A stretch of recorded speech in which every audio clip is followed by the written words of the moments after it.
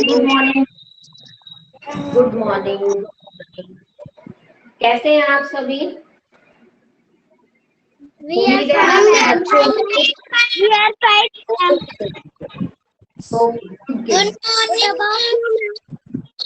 Good morning to everyone. Good morning. आप सभी का दिन शुभ हो, मंगलमय हो। आप सभी के अभिभावकों को भी मेरी ओर से सादर प्रणाम। मैं चाहती हूँ कि कक्षा शुरू करने से पहले आपको दे दी जाए। करना क्या है, देखिए, आपको अपने माइक्रोफोन को म्यूट रखना है। ओके, ऑन रखने, अननेसेसरी क्लास में क्रिएट नहीं करना है। Good morning to everyone. आप ज्वाइन कर गए हैं सभी। कक्षा को बिल्कुल आपको शांति से सुनना है कि क्या कुछ कराया गया है, समझिए पहले, उसके बाद फिर आप लिखित रूप में या मौखिक रूप में हमारे पास आप अपना ऑडियो वीडियो, अपना वर्क पीडीएफ के फॉर्म में लगातार सेंड कीजिए। फिर से एक बार दोहराना चाहूंगी, माइक्रोफोन को म्यूट रखेंगे सभी और वीडियो को रखेंगे ऑन। जब हमें किसी नाम का पता चलता है तो उसे हम कहते हैं संज्ञा। नाम वाले शब्दों को संज्ञा कहा जाता है। पहले समझिए बात को, उसके बाद जो आप बताने का प्रयास करते हैं या आप ये चाहते हैं कि आपकी टर्न आए, उसका भी एक सेशन होगा, एक क्लास रखी जाएगी। अभी इस कक्षा में आपको पूरे टॉपिक को सिस्टमैटिक वे में मैं समझाती हूँ। आपका नाम, मेरा नाम, ये क्या है? संज्ञा है। हम जिस भी स्थान पर रह रहे हैं, रेवाड़ी, दिल्ली, जयपुर, तो ये भी संज्ञा शब्द है। भाव जैसे बचपन, बुढ़ापा, मिठास, कड़वाहट, ये भी संज्ञा है।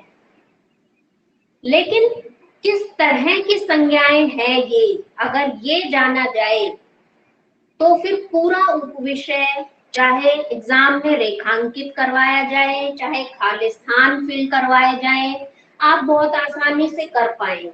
उसके लिए आपको की बात हो रही हो तो वहां पर व्यक्तिवाचक संज्ञा होती है।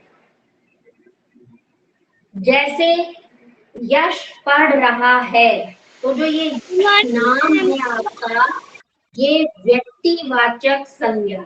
Good morning to everyone. कक्षा का जो देखिए, उसमें क्या करना है मैं बता देती हूँ आपको, इसमें कोई समस्या नहीं है, क्योंकि हम आपको पहले गाइड करेंगे तभी आप उन चीजों को फॉलो करें।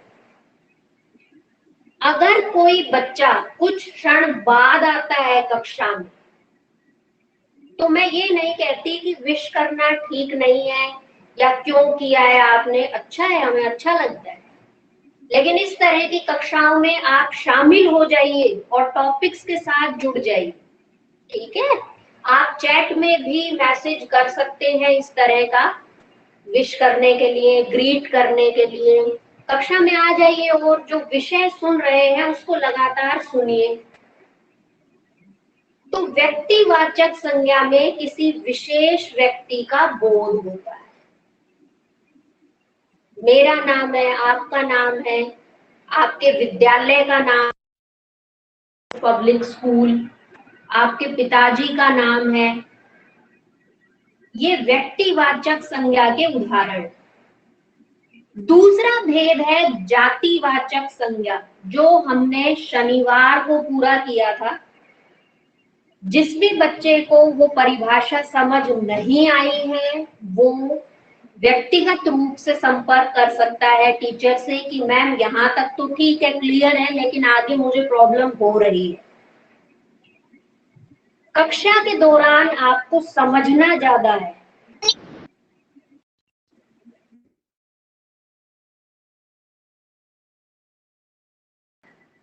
बच्चा, बचपन, बूढ़ा, बुढ़ापा, मानव, मानवता, इंसान, इंसानियत, कड़वा, कड़वाहट, ये सभी भाववाचक संज्ञा के उदाहरण हैं।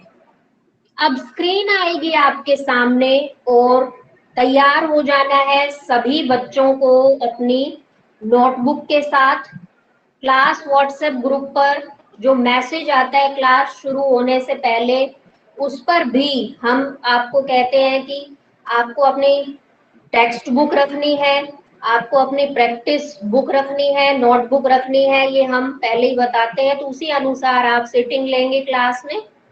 उम्मीद है आप सब देख पा रहे होंगे। इसको आपको नोटबुक में लिखना है बच्चों। ये तीसरा भेद है। मैं फिर से अनुरोध करना चाहूंगी, यस, जो भी कुछ आपको पूछना है वो आप चैट बॉक्स में मैसेज कर सकते हैं। आप जी बिल्कुल फेयर नोटबुक में लिखना है, पर पहले प्रैक्टिस नोटबुक में लिखना है। ये हर दिन की बात होती है, इसलिए आप अपने मन मस्तिष्क में चीजों को इस तरह से बैठा लें कि हाँ, कक्षा में हमें पहले प्रैक्टिस नोटबुक में करना है, ताकि हमारा लेवल थोड़ा बहुत अप डाउन होता है तो हम फिर फेयर में उसको बहुत अच्छे से कर सकते हैं। इससे आपका लिखित अभ्यास भी होगा, बार बार आपको वो टॉपिक रीड करने को मिलेगा। अभी प्रैक्टिस नोटबुक में करना है, फिर आराम से आपको फेयर नोटबुक में करना है। आप मेरे पास करके काम सेंड किया करो, मैं देखूंगी कि कुछ बच्चों का हो बहुत अच्छा लिखते हो, कम समय में भी अच्छा लिखते हो। तो जो अच्छा लिख लेते हैं, जिनको अपने ऊपर पूरा विश्वास है, सुनिए, सुनना बहुत ज्यादा जरूरी है कक्षा में। क्या करेंगे, जिनको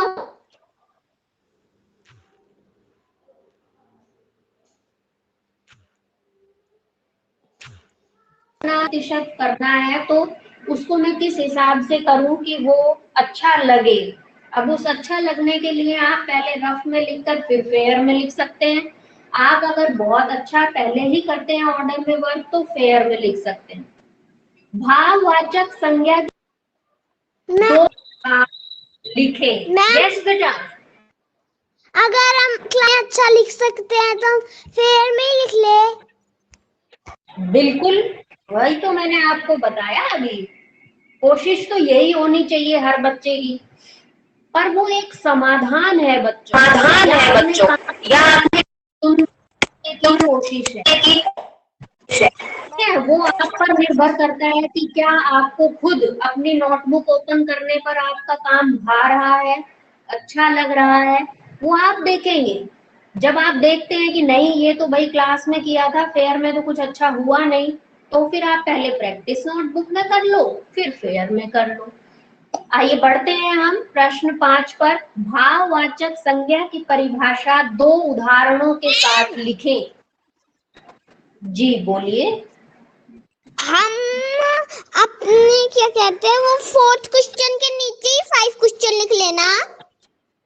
बिल्कुल बिल्कुल, 4th के बाद ऑर्डर में 5th आप ऐसे लगातार लिखते जाइए। और सबसे बड़ी एक हर्ष की बात यह है कि देखिए, यूं तो कोई भी विषय उपविषय पूरा नहीं होता, कोई सीमा नहीं होती, लेकिन आज जितना आपके पाठ्यक्रम में शामिल है ये पूरा हो गया है। संज्ञा के 3 भेद होते हैं, व्यक्तिवाचक संज्ञा, जातिवाचक संज्ञा, भाववाचक संज्ञा। तो जातिवाचक संज्ञा के 2 भेद दे दिए जाते हैं, द्रव्यवाचक और समूहवाचक। अभी आपको इतना ही समझना है। भाववाचक संज्ञा में देखिए क्या करना है, जिस संज्ञा से किसी भाव का बोध हो उसे भाववाचक संज्ञा। जी बताइए, स्पष्ट नहीं हुआ, क्या कह रहे हैं आप? मैम हमें भी लिखना है क्या ये? जी हाँ, सब समान है कक्षा में, सभी को लिखना है। स्थिति पर निर्भर करता है बेटा, कभी सुनना बहुत ज्यादा जरूरी होता है तो कभी लिखना, तो दोनों को समानांतर चलाएंगे, दोनों में ही आप काफी अच्छे होने चाहिए। जिस संज्ञा से किसी भाव का बोध हो, बोध होने का क्या मतलब है कि आपको पता लगे। बोध से यहाँ पर तात्पर्य ये है कि आपको पता लगता है, उसे भाववाचक संज्ञा कहते हैं। जिस संज्ञा से किसी भाव का बोध हो उसे भाववाचक संज्ञा कहते हैं। अगर मैं आपसे पूछूं कि आपको कौन सा भेद सबसे अच्छा लगा तो आप मुझे जरूर बताना, लेकिन मुझे तो ये भाववाचक संज्ञा जो भेद है तीसरा, यही अच्छा लगता है, क्योंकि इसमें आप बदलना भी सीखते हैं। देखिए, अच्छा अच्छाई, बुरा बुराई, ऊंचा ऊंचाई, मीठा मिठास, ऐसे आप संज्ञा बदलना भी इसमें सीखते हैं। तो ये मुझे काफी अच्छी लगती है। जिस संज्ञा से किसी भाव का बोध हो उसे भाववाचक संज्ञा कहते हैं। जैसे बचपन बहुत ही अच्छा होता है, सभी इस बात से सहमत होंगे कि बचपन बहुत ही अच्छा होता है। उस समय में ना कोई तनाव, ना कोई चिंता। हाँ, अगर आप चिंतन करें तो काफी बेहतर है, पर बच्चे कहते हैं उस समय उन्हें अपने अनुसार कार्य करने की ही स्वतंत्रता दी जानी चाहिए, तो बचपन उन्हें बहुत ज्यादा अच्छा लगता है। बचपन बहुत ही अच्छा होता है। इस वाक्य में जो ये बचपन शब्द है, देखिए बचपन ये भाववाचक संज्ञा है। आपसे पूछा जा सकता है एग्जाम में वाक्य देकर कि बचपन बताइए कैसी संज्ञा है, तो आप बताएंगे भाववाचक संज्ञा। यदि मैं दे दूं पूरा वाक्य, कृपया म्यूट कर लीजिए।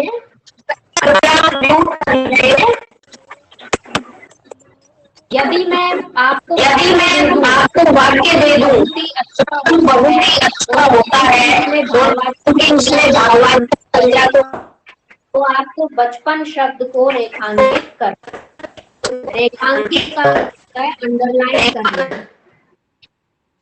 इसी तरह से ये यूं भी आ सकता है कि दिए गए वाक्य में भाववाचक संज्ञा को रेखांकित या भाववाचक संज्ञा पर घेरा लगाइए। आपको बचपन शब्द पर घेरा लगाइए। थोड़ी सी अव्यवस्था से आपको बेचैन नहीं होना है, किसी भी तरह का आपको इस तरह से फीडबैक नहीं देना है कि कोई इसमें यहाँ पर आपको बात पहुंच नहीं रही है, वॉइस कुछ इस तरह की आपको प्रॉब्लम आ रही है, क्योंकि जो स्टडी मटेरियल है आपके पास वो बिल्कुल क्लियर आता है, क्रिस्टल क्लियर आपके पास, तो आप वहां से भी देखकर लिख सकते हैं। अधीर ना हो, संक्षेप में मेरा कहने का मतलब ये है कि हल्की सीधे की तरंगों का खेल है, एक सिस्टम है, एक डिवाइस है, आपका भी टीचर्स का भी। तो हल्की सी बाधा से बेचैन ना हो कि मैम आपकी वॉइस नहीं आ रही है या मैम विजिबल नहीं हो रहा है। पूरा प्रयास है हमारी तरफ से सब कुछ अच्छे से अच्छा आप तक पहुंचाने का, जो कि आप देख भी रहे हैं। आप इसको अपने साइड से जूम भी कर सकते हैं। दूसरा उदाहरण हमने लिया है, पकवान की मिठास तो चखकर देखो। पकवान यानी कि जो आपकी मम्मा काफी डिलीशियस आपके लिए बनाती है, जो आप त्योहारों पर बनाते हैं। तो इस वाक्य में जो मिठास शब्द है ये भाववाचक संज्ञा का उदाहरण है। उम्मीद है सभी बच्चों ने लिख लिया होगा, फिर भी कुछ समय आपको मैं यहाँ पर लिखने को और दे रही हूँ। घबराएं ना, आराम से लिख लें इसको, शिरोरेखा को बिल्कुल सीधा स्ट्रेट बनाएं। एक्सक्यूज मी मैम, मैं अभी ज्वाइन कर रहा हूँ। मैम ये भी लिखना पड़ेगा? किया है, कोई बात नहीं है, किसी तरह की कोई समस्या नहीं है। मैं बस फिर से अनुरोध करती हूँ कि जब आप जिस भी घड़ी ज्वाइन कर जाते हैं कक्षा, तो आपको ज्वाइन कर जाना है बस, ठीक है। उसमें अगर आप कुछ बोलना बताना चाहते हैं तो चैट बॉक्स में मैसेज कर सकते हैं, क्योंकि कक्षा का जो अनुशासन है वो आपको बनाए रखना है। यस अब मैम। मैं फिर यस मैम। बहुत इजीली वहां से देखकर कर पाएंगे। यस भाववाचक संज्ञा आज मैंने यहाँ पर दर्शाई थी, फिर से जो बच्चे ज्वाइन कर गए हैं अभी उनके लिए मैं फिर से स्क्रीन शेयर कर देती हूँ। आप बहुत आसानी से वहां से इस काम को कर पाएंगे। ये आपकी क्लास व्हाट्सएप ग्रुप पर भी है, उम्मीद है विजिबल है यहाँ पर अच्छी तरह से। ऊपर आपको देखिए फॉर्मेट प्रॉपर बनाना है। ये यहाँ पर तिथि देख रहे हैं आप 05 जुलाई 2021, आप तिथि अंकित करेंगे। दिवस सभी बच्चों से अनुरोध है अपना माइक्रोफोन म्यूट कर लें प्लीज। सोमवार इधर अंकित करना है। कार्य लिखेंगे, कक्षा कार्य लिखेंगे। Excuse me ma'am. देखिए मेरी ही आवाज उधर से दोबारा आ रही है, अनुरोध है म्यूट करें। जी बोलिए।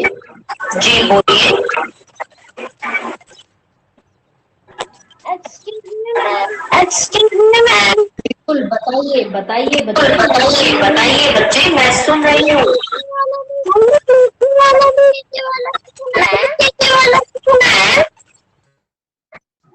सारा लिखना है बेटा, नीचे वाला दूसरा उदाहरण। मैम ये पकवान के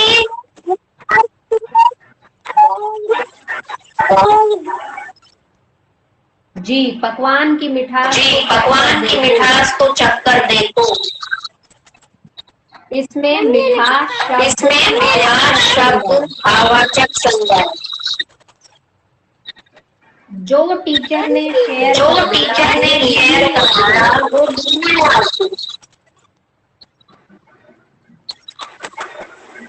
मैम आपकी आवाज आ रही है।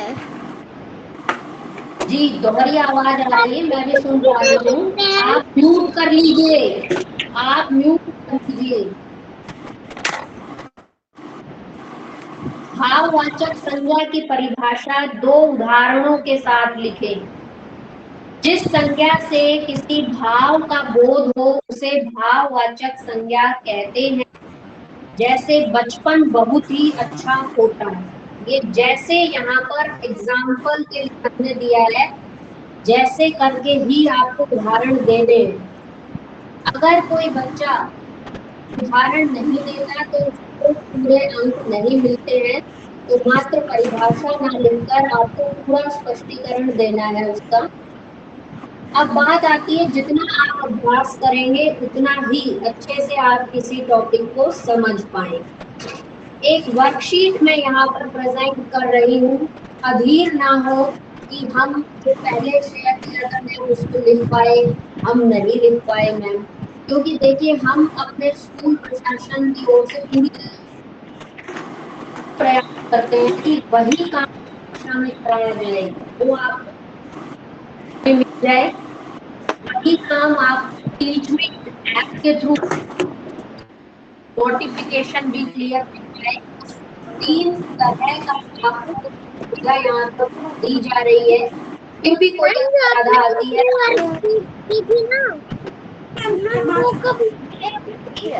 कोई नहीं तो समझ लो ना, जैसे समझा रही है जो। लेकिन मैम का दो बार आवाज आ रहा है, कैसे समझो? एक तो धीरे आ रहा है, एक तो तेज ही आ रहा है। अभी सुनो पहले आएगा, अब आएगा फिर।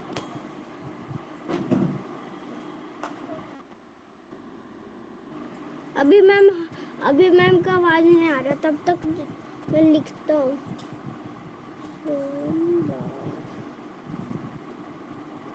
मैम दिखाना। शब्द का उच्चारण कम करते हैं, सबको साथ लेकर चलें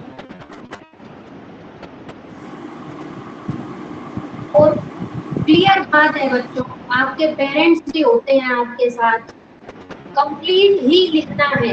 आप जरा ध्यान तो दीजिए, ऊपर 2 उदाहरण लिखने हैं, तो ये दोनों उदाहरण लिखने हैं आप।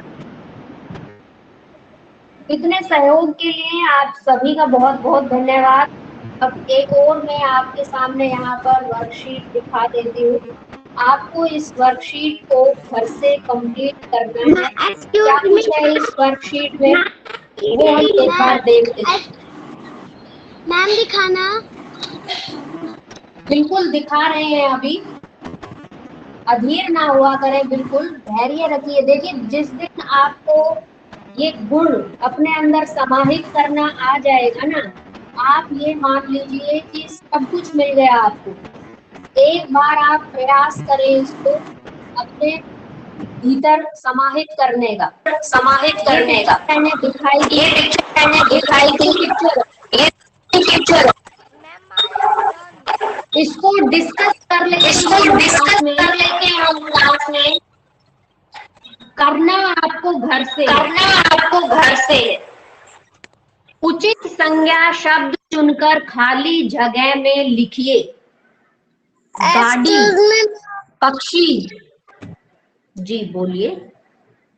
मैम ये बुक में लिखना है या नोटबुक में? ये नोटबुक में लिखना है, बुक में ऐसी कोई वर्कशीट नहीं है माय डियर। ये आपकी फेयर नोटबुक में आराम से घर पर किया जाने वाला कार्य है। कोई बच्चा भ्रमित ना हो, इसलिए हम उस होमवर्क की वर्कशीट को भी क्लास में डिस्कस कर लेते हैं। मैं आपको समझा देती हूँ, आइए आप सुनिएगा जरा। उचित संज्ञा शब्द चुनकर खाली जगह में लिखिए। उचित का मतलब होता है ठीक, सटीक, बिल्कुल फिल कीजिए। पहले उसको सेट करके देखिए मन ही मन की क्या वो शब्द वहां पर जाकर बैठ रहा है। उचित संज्ञा शब्द चुनकर खाली जगह में लिखिए। आपको इससे पहले आगे बढ़ूं बता देती हूँ, इसमें खाली स्थान या वाक्य तो 6 हैं, लेकिन बच्चे को देखने के लिए, उसकी जांच करने के लिए कि कितना बच्चा समझ पाया है नहीं, इसमें शब्द आपको 9 से 10 दिए गए हैं। कभी आप ये सोचें कि मैम इसमें सेंटेंस कम है, तो सेंटेंस कम नहीं है। पूरी वर्कशीट से पहले मैं गो थ्रू हुई हूँ, इसमें 6 ही वाक्य हैं बस। वो आपको जांचने परखने मूल्यांकन के लिए इसमें 10 शब्द ऊपर दे दिए गए हैं। आइए शब्दों को पढ़ लेते हैं पहले। गाड़ी, पक्षी, मिठाई, हरियाली, घड़ी, sari.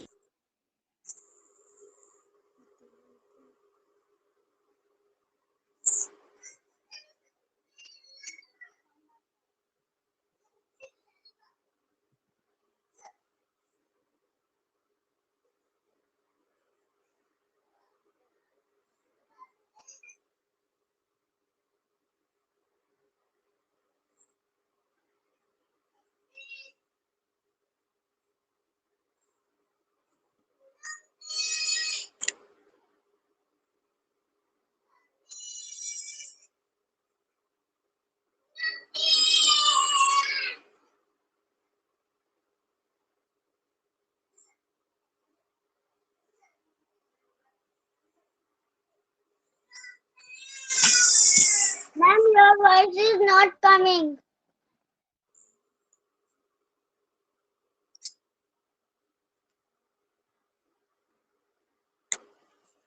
Ma'am, your voice is not coming.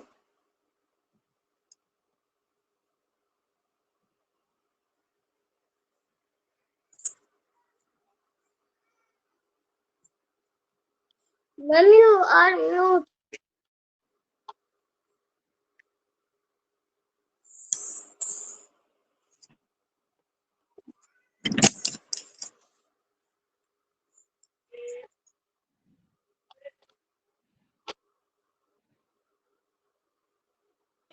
Ma'am, you are unmute, but you are not speaking.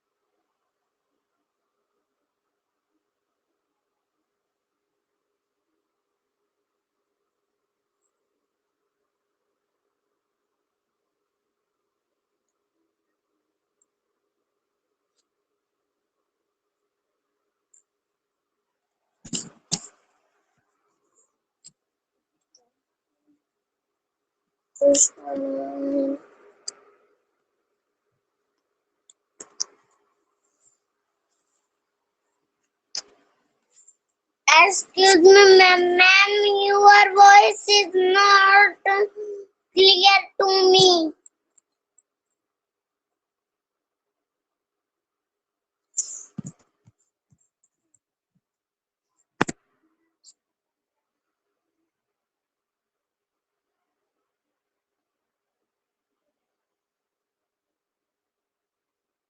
करेंगे